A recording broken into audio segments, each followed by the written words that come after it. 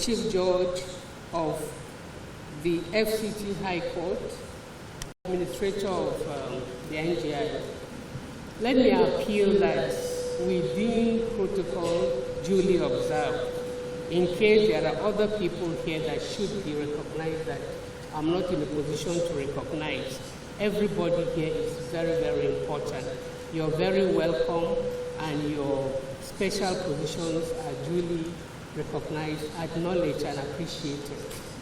Thank you.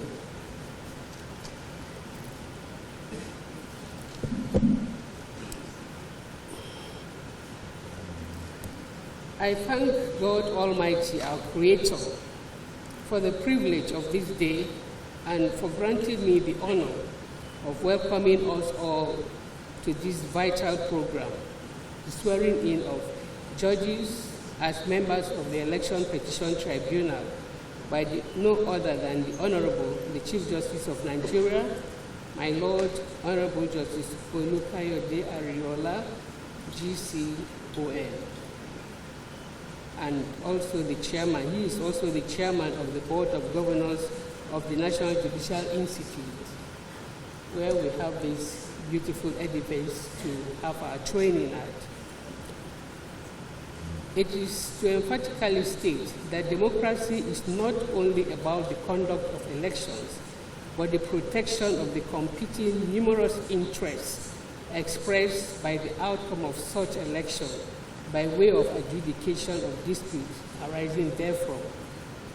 The provisions of Section 285, Sub 1 and 2 of the 1999 Constitution of the Federal Republic of Nigeria empowers the President of the Court of Appeal to set up election petition tribunals in each state of the Federation, including the Federal Capital Territory, for the determination of disputes arising from the national and state houses of assembly elections and the governorship elections. Of course, we know that the Court of Appeal and the Supreme Court have the duty of determining matters arising from elections, disputes arising from the presidential election. Section 130, sub 3A and B of the Electoral Act states that election petition tribunals shall be constituted not later than 30 days before the election, and the registry of each tribunal must be open for business 7 days before the commencement of the election. This compelling constitutional mandate is one we take with utter awe and dutiful compliance. The assignment is awesome and humongous. The heads of court of all the jurisdictions in Nigeria had since been requested to carefully select judges of tested experience and integrity to participate in the national assignment. Your Lordships must count yourselves worthy to be entrusted with the responsibility of deciding the fate of those who would be contesting for political offices in the various states of our great nation, and who will assume the mantle of leadership of our great people in the next 4 years. Your various heads of court have expressed their trust and confidence in your credibility, competence, and integrity. The Nigerian Bar Association and its different branches have also acceded to your suitability before your nominations were accepted. I hope that you will each uphold the trust reposed in you in the discharge of your duties at the tribunals. Your Lordships must not allow yourselves to be used as conduit pipes for evil machinations. You must stand up to your values and good conscience at all times. Your decisions must be based on your clear understanding of the facts and the law and application of the law that you swore to uphold upon your appointment. You are being reminded of that oath today by being sworn in once more by the Honorable Chief Justice of Nigeria for this specific assignment. By the nature of your office, all sorts of avarice will come your way. That is the nature of your assignment as judges of the tribunal, election tribunal. But you must be in total control of your courts and refuse to be used as tools to truncate the process. It is imperative to state that this painstaking exercise is not a pet project of the Court of Appeal. The magnitude of this program is eminent in the interest and support we have received from our partners, some of whom are the United States Agency for International Development, USAID, UK8, the UNDP, the European Union, Policy and Advocacy Center, PLAD, DIA, IFES, and indeed INEC itself. Those nominated for the national and state houses of assembly and the gubernatorial election tribunals are drawn from the various courts as tabulated herein, the essence of which is to tap into the rich reservoir of experience from the bench all over our nation.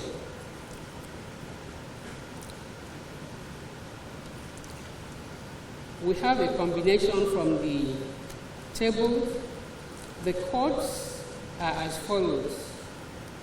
From the Federal High Court, we have 4 judges donated to participate in this national exercise. National Industrial Court reluctantly donated 3 judges, understandably. The FCT and the State High Court donated 213 judges. The customary court donated 13 judges. Sharia court donated 27 cadis. The chief magistrate donated 17. So we have a total of 277 judicial officers and judicial and well, I don't know whether they are all judicial officers. The magistrates, well, they are all products of the judiciary, of worthy trust and experience, I can assure you. So among your lordships are 163 experienced members who have served in various tribunals in the past. These are blended with 144 of you new members. For the former, your experiences will call to bear in the coming days when you resume at your various states of assignment. This training will afford you the opportunity to build on your past experiences. For those in the latter category, this will serve as an opportunity for you to learn and ask questions so that you will be well equipped for your assignment. Given the nature of elections and how litigious they have become, it is anticipated that most of the cases will go up to the highest appellate level of adjudication, and this within very limited time. It is therefore imperative that the best hands are chosen to serve. You have been adjudged to be such and trusted to be worthy to uphold our nation in your pronouncements. Please do not betray our trust. Furthermore, it is not being sensational to say that these days are very trying times for the judiciary, and the spotlight already on our institution will most certainly be intensified by your performances and your pronouncements. Let me once again reiterate that you must resist all and any form of pressure and influence, as well as gratification that may come your way. You are to discharge your duties strictly and in accordance with ethics and dictates of good conscience and the oath of office. Frivolous and unnecessary applications for adjournments particularly are to be shunned, and such applications, where necessary, must be considered strictly. It is usually said that the law resides in the bosom of the court, which naturally presupposes that judges keep themselves abreast of the changes in a constantly evolving sphere, which is the law, which is known to be very dynamic. In this regard, we have produced a Judicial Electoral Manual, JEM, containing profound judicial pronouncements on electoral proceedings from our apex court, the Court of Appeal, and the Court of Appeal, and other jurisdictions. Also included in the GEM are the Electoral Act 2022, the Electoral Practice Directions 2022, and the Supreme Court Election Appeals Practice Directions to serve as quick reference materials in the electoral adjudicatory process for you. I must not fail to recognize the uncommon commitment and dedication of the members of the Judicial Electoral Manual Committee. This was a team of very brilliant minds consisting of erudite jurists and sound legal practitioners drawn from both the public and the private sector. The committee performed their arduous tasks under the able leadership of the Honorable Justice Ignatius Igwe Agube, PJCA, Asaba Division. They had a very short period within which to perform.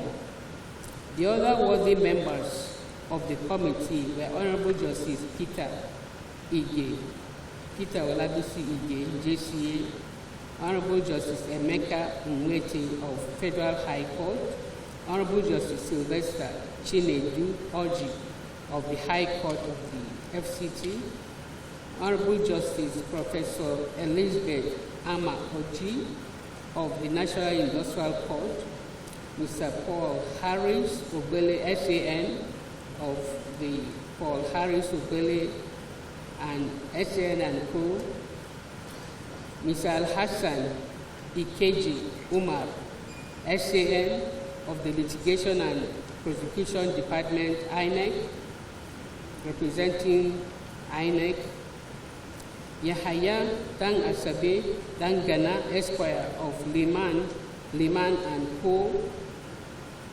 Kabir Eniola Akombi, Esquire, Deputy Chief Registrar, Headquarters and Election Petition, Ahmed Ibrahim Kala, Esquire, Senior Registrar 1, Court of Appeal, Gombe Division, David Bahirum Altine Meitumbi, Esquire, Senior Registrar 1, Election Petition Tribunal Unit, Court of Appeal Headquarters, Samira Ali, Hajias Samira Aliyu, Esquire, Senior Registrar, Head Litigation Services Unit, Court of Appeal Headquarters, and Valentine Wakama, Esquire, Registrar 1, PCS Chambers, Court of Appeal Headquarters. I thank the members profusely. You will wonder why I'm boring you with the details. is to let you know of the caliber of people who worked on this manual so that you take it seriously and treat it either as your Quran or your Bible. That's the second Quran or Bible, because if you study this manual faithfully, you will be well armed. And we have chosen to give you these manuals today so that you have enough time to study them before your work starts. And we are honored that the Honorable Chief Justice of Nigeria is here to help us to introduce the manual to the public. The committee made a comprehensive analysis of the position of courts in interpreting the provisions of the Constitution of the Federal Republic of Nigeria 1999 relating to elections, particularly the previous electoral acts vis-a-vis the over 70 new amendments in the new Electoral Act 2022. The law of evidence, practice directions, and the rules of court were also considered. I expect these will be perused in order to familiarize yourselves with the changes therein. I'm indeed delighted that no other person than my Lord the Honorable, the Chief Justice of Nigeria, will do us the honor of launching this very first edition of the Judicial Electoral Manual. In order to forestall the incidences of conflicting judgments and rulings which tribunals and courts have experienced in time past, we have also developed a case management system in the court whereby all decisions of the tribunals and courts are scanned and uploaded for ease of reference. I believe the case management system will facilitate research purposes and will guide against conflicting decisions of courts of coordinate jurisdiction. The principle of precedent is still active and binding. The sui generis nature of election matters do not exempt the application of precedent. You are counseled to avoid judicial adventurous escapades, which is generally termed judicial rascality. This training aspires to prepare your lordships for the challenges associated with election petition tribunals. It also ultimately averts your mind to the various issues and provides solutions to the same whenever they arise. The immediate impact is to expose your lordships to practical knowledge, experiences, and give you practical guides on how to carry out your duties at the tribunal. The resource persons were carefully selected, and I assure you that they are all very experienced and knowledgeable about the subject matter. I expect your lordships to pay rapt attention to them and engage them on all knotty issues you envisage may come up at the tribunals. Do not take any point made for granted. You never know when such will stare at you in the midst of proceedings. I sincerely thank the resource persons for scheduling time to partake in this national assignment.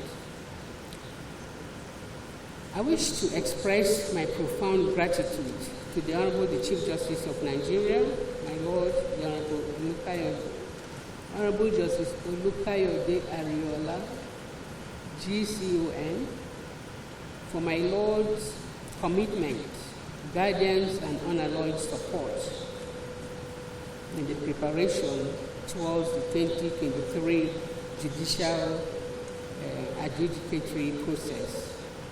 The dedication and contribution of our partners are unprecedented. My profound appreciation is expressed to them. I've listed them earlier. We thank the IFS particularly for undertaking to publish the gem for us, and all the other partners for their unwavering support in ensuring that Nigeria moves away from being a nascent democracy to a mature and established democratic nation supported by tested electoral jurisprudence. We appreciate our worthy administrator who has donated to us the experience and dedication of his staff in the preparation of this event. I thank you all for listening, and I wish us all great success at our deliberations. May God bless us all. Thank you.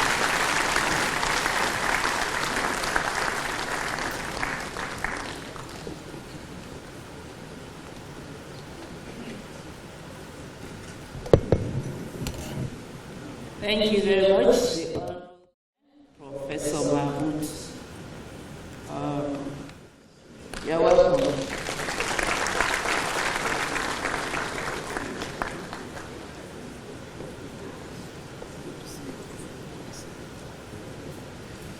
Thank you very much.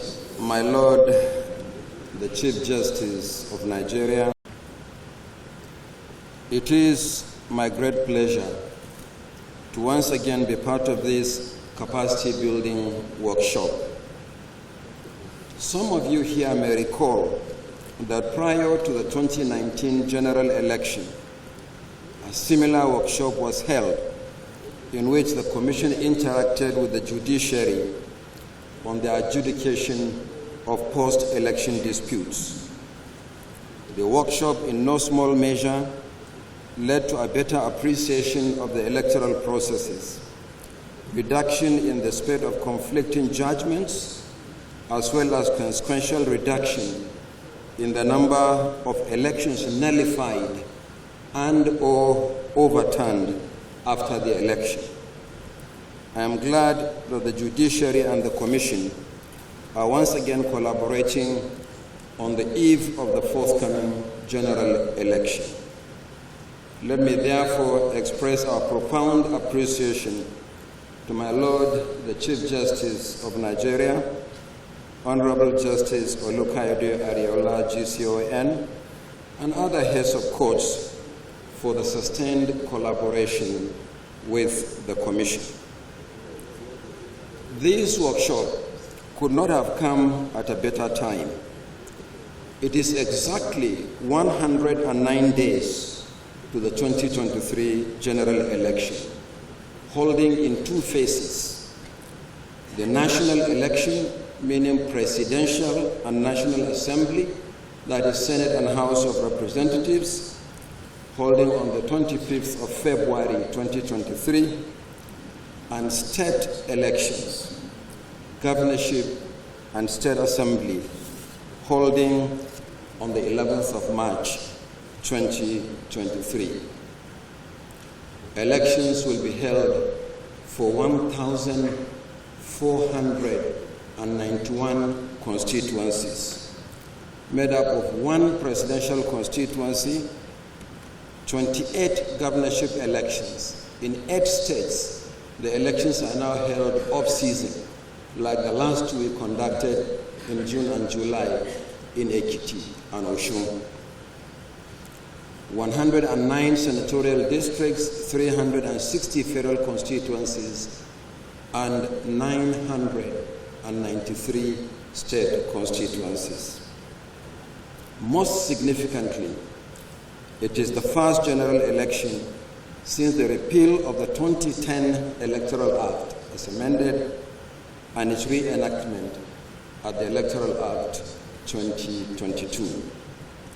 Over the next 4 days, 10 papers will be presented and discussed by eminent jurists, lawyers, and election experts.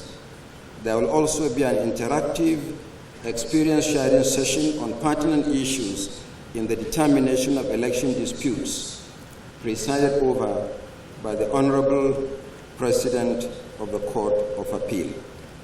I have no doubt that this workshop will enhance the understanding of INEC's processes especially the innovations introduced pursuant to the enactment of the Electoral Act 2022, which came into force on 25th February 2022. The new Electoral Act contains 80 new provisions intended to improve our elections and address some of the lacuna in the repealed Electoral Act 2010 as amended, provide legal backing to the technological innovations introduced by the Commission over time, and the extension of timelines for the nomination of candidates and for other electoral activities. Similarly, the new Electoral Act confers exclusive jurisdiction to hear pre-election cases on the Federal High Court with regard to candidate nomination in order to reduce forum shopping by litigants, abuse of court process, and reduction in the spate of conflicting judgments by courts of coordinate jurisdiction. We are reassured by the inspiring speech by my Lord, the President of the Court of Appeal, for the elaborate steps taken against conflicting judgments by courts of coordinate jurisdiction. As a consequence of a similar workshop organized ahead of the 2019 general election, we noticed a sharp reduction in the number of cases arising from that election, and consequently, a reduced number of elections nullified by the election petition tribunals. For instance, 30 elections were overturned by the tribunals in 2019, as against over 100 in one of the previous elections. Even so, 23 out of 30 constituencies where elections were nullified, amounting to 76% of the elections. Those elections were only set aside in some polling units and not wholesale nullification of elections in entire constituencies. So as a result of this collaboration, we are really making progress. We have studied the judgments of the tribunals, and for the last 7 years, I have personally read not less than 500 judgments of courts. And some of my colleagues in the commission call me an honorary lawyer. I am only a historian. Now, having studied these judgments from the 2019 general elections, the off-cycle governorship elections, and the by-elections conducted so far, so much we have learned and so much has helped us to ensure that we continuously improve the electoral process. We identified areas why we need to do more to reduce litigations. As a result, we are witnessing increasingly less cases challenging the conduct of elections by INEC. However, cases arising from the conduct of primaries and nomination of candidates by political parties is on the increase. So far, we have been joined in about 600 cases relating to the conduct of recent primaries and nomination of candidates for the 2023 general election. Only 2 weeks ago, one political party served about 70 court processes on the commission in one day to compel us to accept the nominations or substitution of its candidates long after the deadline provided in the timetable and schedule of activities for the 2023 general election had elapsed. The implication is that we'll be dealing with issues of nomination of candidates, thereby eating into vital time for preparations for the procurement of essential materials for the election. It also means that courts will be dealing with the same issues long after the general election. Some of you would have noticed that because of some of the pre-election cases pending in court, we sometimes declare political parties winners but there is no candidate to issue the certificate of return to. So until after the determination of winners by courts, that we are able to issue the certificates of return. I wish to assure the judiciary that the Commission will continue to abide by court orders.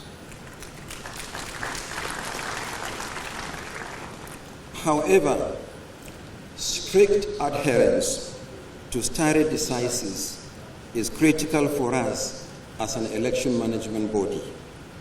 A situation where a trial court sought to vary the judgment of the Supreme Court by ordering the Commission to issue a certificate of return in favor of a candidate whose emergence during the party primaries has been nullified by the Apex Court and affirmed by the same court following an application for clarification. This puts the Commission in a very difficult situation. The matter is currently being litigated, possibly all the way back to the Supreme Court, thereby wasting the previous time of the courts, which are already inundated by even the most improbable cases by litigation-happy individuals and parties. And in Nigeria, many people are litigation-happy. Even where it is unnecessary to go to court, they will still go to court and waste your time. I will give you one example. The Constitution of Nigeria prescribes 4 conditions for eligibility to contest for elections. The first one is that the candidate must be a Nigerian citizen by birth. The second one is the candidate must have attained a certain age depending on the office being contested.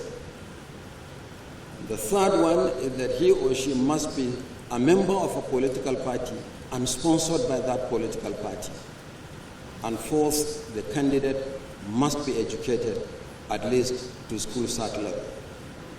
A political party nominated an underaged candidate for governorship election, someone who did not meet the requirements for election to that office. I know you have been hearing about underage voters, but we also have underage candidates nominated by the political parties. So we simply wrote the party to say that your candidate did not meet the requirements of the Constitution, and therefore your party will not be on the ballot. They dragged us to court, that the Commission has no power to disqualify any candidate without valid court order. The case went to a trial court here in Abuja, and it's one of the judgments I will never forget for the rest of my life. Simple, short, brilliant. The judge simply said, INEC did not disqualify your candidate. It merely told you that your candidate has been disqualified by the Constitution. Fantastic. Very brilliant judgment. Now, before I conclude my remarks, may I acknowledge the support of all our development partners in supporting this capacity building workshop in particular, and the deepening of the democratic processes in Nigeria in general. My Lord, the Chief Justice of Nigeria, distinguished ladies and gentlemen, I wish you successful deliberations and God's infinite wisdom and blessings. The job of the politician is intensely partisan. Our job, INEC and the judiciary, requires absolute neutrality. May God help us. Thank you.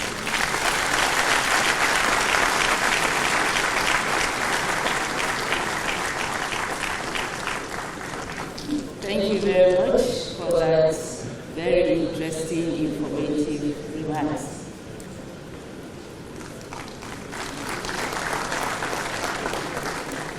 Thank you. To add, basically, I just wanted to point out that we are convinced that this is an incredibly important meeting, really, and we're very glad that having had something to do with bringing you all together. I start also by thanking Black and Dai and the other of our partners for having contributed to this. I think it's due.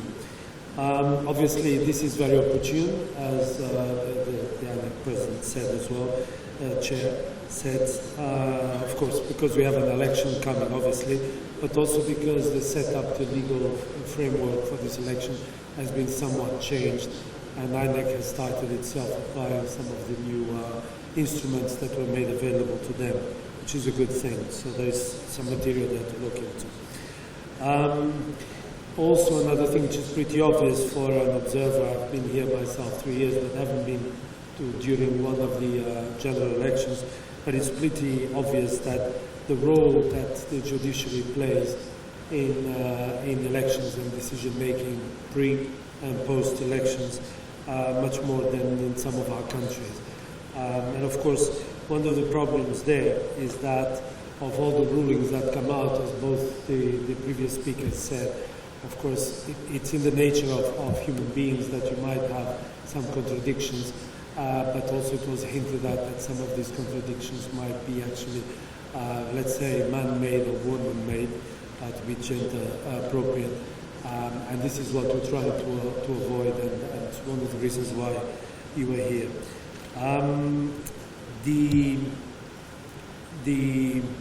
The fact that these contradictory judgments, of course, there's two main problems to this. One of them is that it erodes voter confidence, of course, and also I think there is a risk for the reputation of the judiciary as well, which should be prevented. We see that, I'm going off the line here, but anyway, to take 10 seconds. We see that in some very mature democracies, of course, people are trying to undermine the system, and the last thing we need is for those who are there to defend it should be helping along. The country shall remain nameless. And we have another Portuguese-speaking country as well, where things are still shaky after the presidential election, and hopefully the common sense will prevail, and there will be no other further challenges.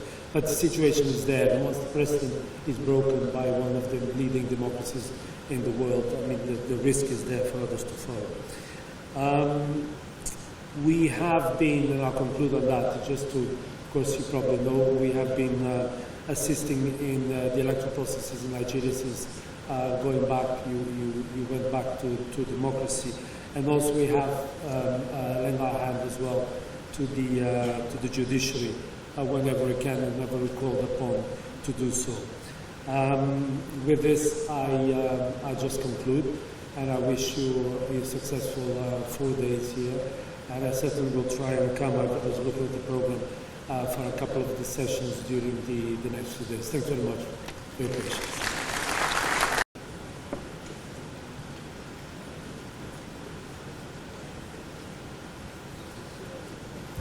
My Lord the Chief Justice, the day has spoken on behalf of all of us, but really to say that this is a special moment for all of us who are working on election issues, seeing elections happen around the world, seeing how much progress Nigeria has made, and seeing how much more needs to be done, and knowing as well the key role that the judiciary plays with elections. This is a special moment for all of us, and we know that there's a lot that lies in the hands of the judiciary as we continue to work to improve our democracy.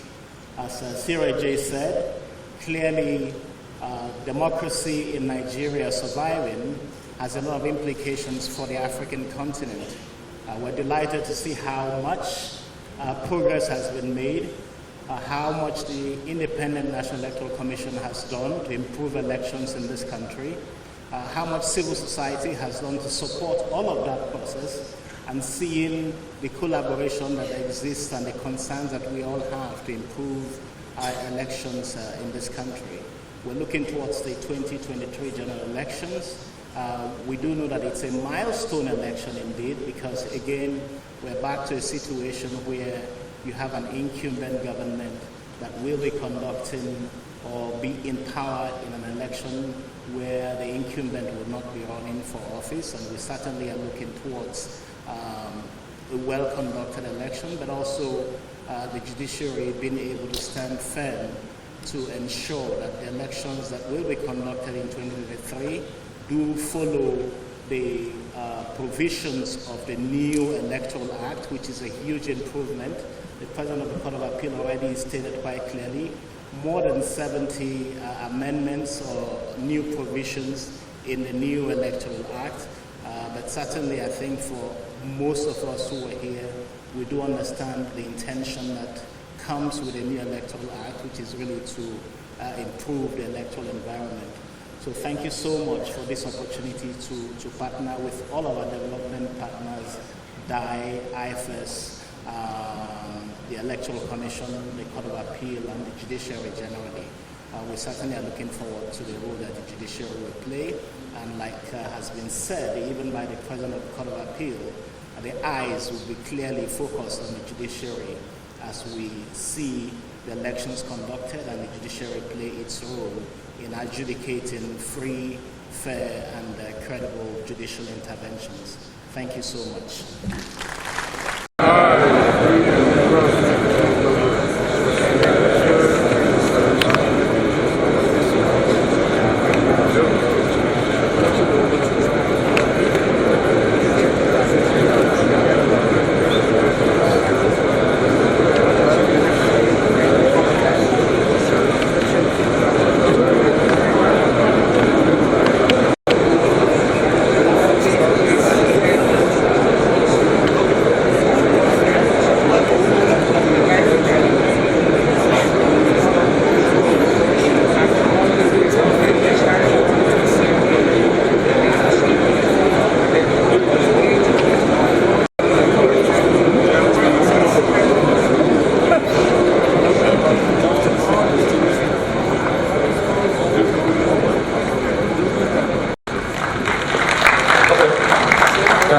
My lords, may now sit down.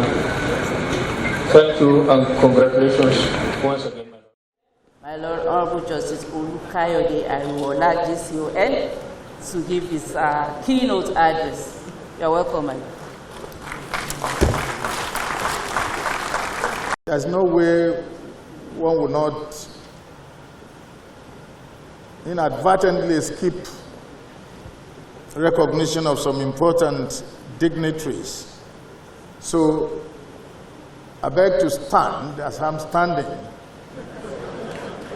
on the already established protocols. Before we go any further, I'd like to invite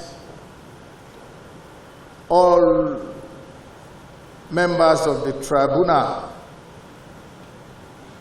to now properly take your oath of office. Shall we stand, please?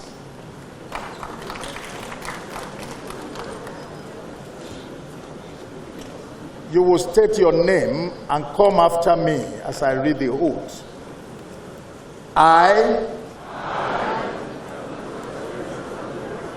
swear that in the service of my country, in the office of Chairman and Member of Election Petition Tribunal,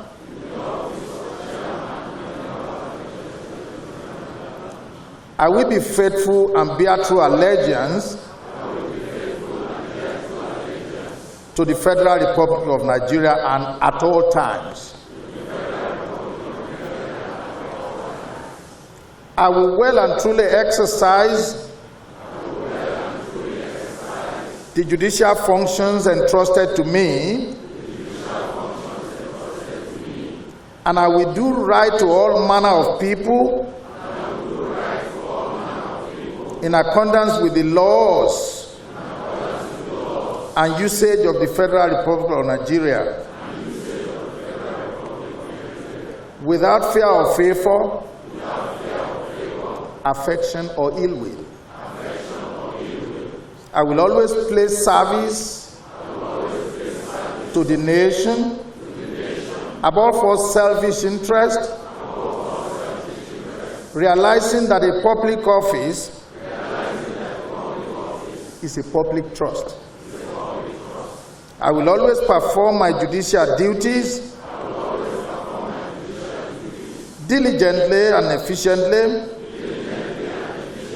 and I will not engage or be involved in any activity in conflict, either directly or indirectly, with this pledge. I will, in the performance of my judicial duties, eschew corruption in all its facets. I will always follow the path of justice, honesty, and concord amongst all the people of Nigeria in all I do. So help me God. Thank you very much. You may now be seated.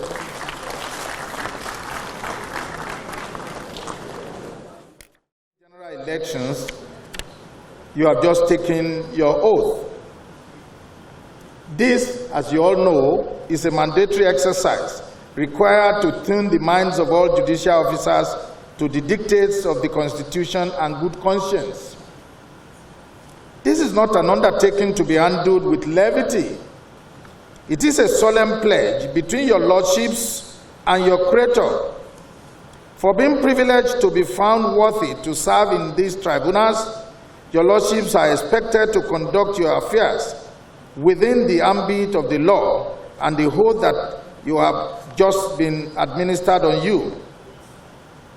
Anything short of that will place you on a collision course with history. And then, God will ask you the questions that you might not be confident enough to answer. I won't stand before you to reel out long speeches or homily, because as judicial officers and civil servants that are amongst you, this is certainly not the first time you are taking an oath. So, you must have had different admonitions on how to be upright and always live above reproach. I can confidently tell you that this is a weighty undertaking you have just signed before the Almighty God. I am saying this because, as the Chief Justice of Nigeria, I will not condone any act of recklessness, abuse of power, and public trust. This is a rare privilege, and your lordships must give a good account of yourselves. Your lordships should count yourselves worthy to be so entrusted with this humongous responsibility of deciding the fate of those that will be contesting elections into various political offices in the country in year 2023. Though judicial officers are not known to possess some supernatural powers to perform wonders, I can confidently assure you that the society that we live in will certainly expect the impossible from you as members of election petition tribunals. There is virtually nothing that has not been seen or heard before, but you should be ready to see and hear more, especially as you begin to adjudicate on election matters in 2023. Even though I rejoice with you on this very important appointment, I still sympathize with you for the many troubles, inconveniences, verbal assaults, and all sorts of uncomplimentary remarks that will be made about you by various litigants in the course of your adjudication, especially if your conscience is not controlling your conduct. We are all humans, no doubt, but you display the humanism in you by doing those extraordinary things that people will ordinarily say you cannot do. That is what distinguishes you, those with integrity and passion for success, from those with an enviable pedigree and dysfunctional moral compass. Trust is a burden, and you must discharge it with utmost sincerity, honesty, and transparency, because conscience is an open wound healed only by truth. You must rise and operate above every sentiment that might play out in the course of your adjudication in the various tribunals. There is no doubt that temptations, tribulations, intimidations, and even sheer blackmails may be unleashed on you. But as thoroughbred judicial officers, you must guide your loin to rise above them and do what will hand you accolades from your Creator and also from the court of public opinions. There is no mountain too high to scale, and of course, there is no goal too difficult to achieve as far as you have firmly resolved to attain higher heights in life. All eyes are on your lordships, and always remember that your conduct will be publicly dissected and thoroughly scrutinized. Do what is right in our law books, and you will have your names etched in gold. Do what is at variance with your conscience, and you will get a scar that will terminally dent your ascension to higher heights in life. Please be guided by good conscience and enjoy the best that the Nigerian judiciary can offer you. I sincerely congratulate you for being found worthy to serve your fatherland this time around. I wish you the very best that you can achieve in this strategic national assignment. Thank you very much, and God bless you all.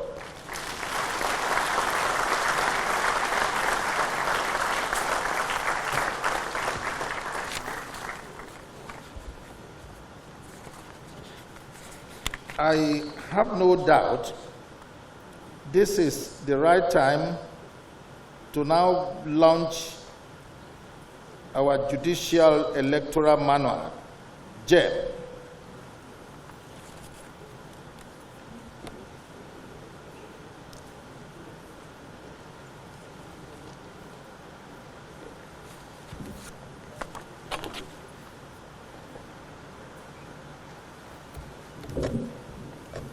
My Lord, the CJN, the PCA, and all members of the High Table, please step down to launch the manual, electoral manual. Thank you.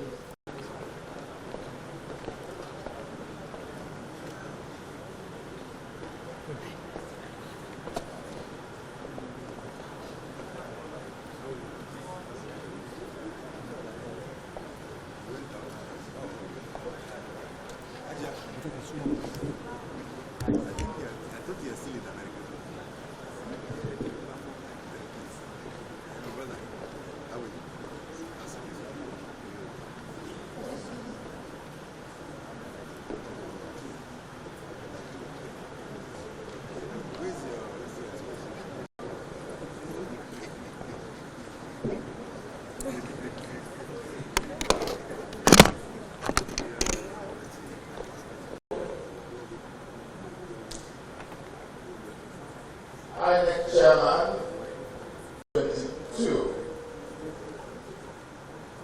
As the President of the Court of Appeal said in his Lordship remark, please let us take this that is being launched today as our other Quran and Bible. Did your Lordship say that? So that we can make wonderful remarks. And as the Honorable the Chairman of INEC said, so that we can improve on what we've had. In the past, we've had over 1,000 litigations on pre-election. Subsequently, there are about 30 others. This time, this book contains wonderful decisions and, of course, words of wisdom that there's no way you can fault most of it. So, I hereby, in the name of God and the support of all of us that are going to use the manual, launch the manual Judicial Electoral Manual of 2022.